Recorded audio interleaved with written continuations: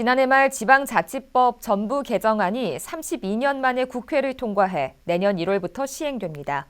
지방의회의 기능과 역할이 강화되는 만큼 북구의회가 의회제도 개선 준비단을 구성해 대책 마련에 나섰습니다. 단장을 맡고 있는 이정철 북구의원을 직접 만나 이야기 들어봤습니다. 의원님 안녕하십니까? 네, 안녕하세요. 네, 이번에 이제 북구의회에서 의회제도 개선 준비단을 발족을 했습니다. 이 의회제도 준비 개선단이란 어떤 건가요? 네, 작년 12월 지방자치법이 32년 만에 전부 개정이 됐습니다. 전부 개정이 됐다는 것은 법의 절반 이상이 바뀌었다는 것인데요. 개정안의 주요 내용이 주민 참여의 확대, 그리고 지방의회의 역량 강화와 책임성 확보, 그리고 지방자치단체의 행정의 효율성의 강화, 획기적인 지방 분권을 목표로 이번 지방자치법이 개정이 됐습니다. 개정된 지방자치법에 따라서 지방의회는 인사권 독립과 정책 전문 인력 도입 제도가 내년 1월 13일부터 시행이 됩니다.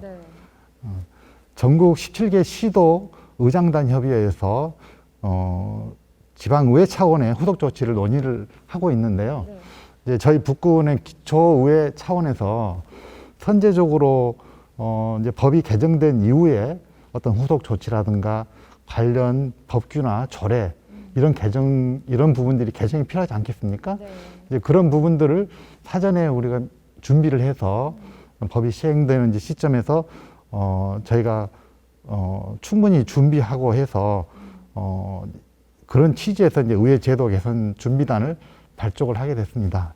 이번에 이렇게 법안 개정으로 인해서 좀 주목받는 내용이 지방의회 인사권 독립 그리고 정책 지원 전문 인력 제도입니다. 북구의회에서는 이 부분에 대해서 좀 어떻게 준비를 할 계획이신지도 궁금하거든요. 이번 지방자치법 개정안 중에서 저희 지방의회 입장에서 보면은 인사권 독립과 정책 인력 제도 도입이 가장 큰 성과라고 볼 수가 있습니다. 지방의원의 가장 중요한 역할은 집행부의 견제와 감시입니다. 그동안 의회 사무처의 직원의 인사권이 단체장에게, 즉 북구회 같은 경우는 북구청장이 있었습니다.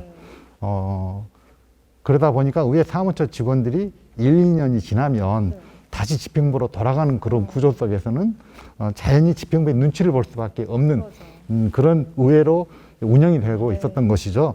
그러나 이제는 그 의회 사무처 직원들에 대한 인사권이 의회 의장에게 인사권이 넘어왔습니다. 집행부를 견제하고 감시하는 의회 본연의 책임과 역할에 보다 충실할 수 있는 구조를 만들 수 있다는 점에서 긍정적인 변화라고 볼 수가 있습니다.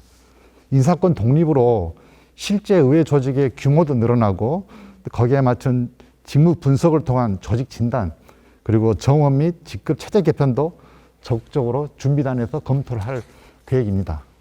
이렇게 이제 32년 만에 개정이 된 지방자치법인데 북구의회 차원에서 좀 아쉬운 부분, 지방의회 차원에서 아쉬운 부분이 있다면 어떤 게 있을까요? 앞서 말씀드렸다시피 이번 개정안 중에 그동안 지방의회에서 꾸준히 요구해왔던 인사권 독립 문제와 그다음에 의원의 정책 역량을 위해서 정책 인력 지원 제도가 도입은 됐지만 여전히 저희 지방 의원들 입장에서 보면 아쉬운 점들이 많습니다. 의회 인사권이 의장에 넘어온 건 맞지만은 사무국의 형태나 조직을 바꿀 수 있는 조직 권한과 의회의 예산 편성권 그리고 그런 부분들이 아직은 단체장에게 지금 아직 남아 있습니다. 그러다 보니 완전한 독립이 되었다고 보기는 어려운 그런 아쉬운 점들이고요.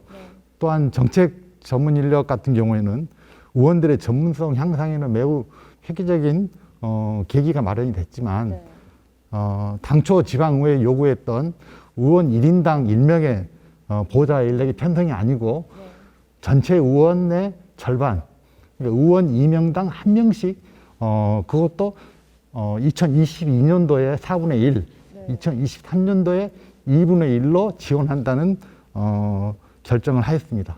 이제 북구청이 예를 들어서 북구청 예산이 연 1조가 넘습니다.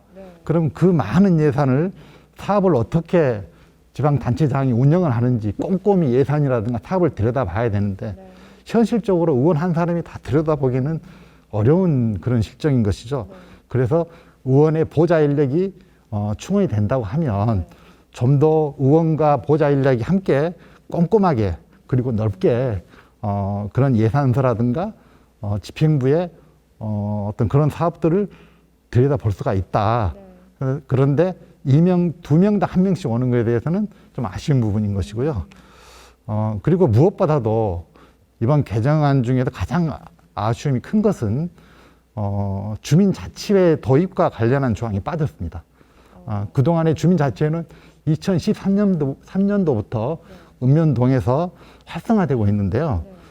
자치의 진정한 주체는 주민입니다. 풀뿌리 민주주의의 근간이 되는 주민자치회에 대한 설치 근거가 이번 개정안에 마련되지 못했다는 점은 가장 큰 아쉬움이고요. 조속히 근거 조항을 부활시켜서 재개정해야 된다고 생각합니다. 지방자치법 개정과 관련한 개선 준비단의 계획 그리고 북구의회 차원에서의 계획 한 말씀 전해주시죠.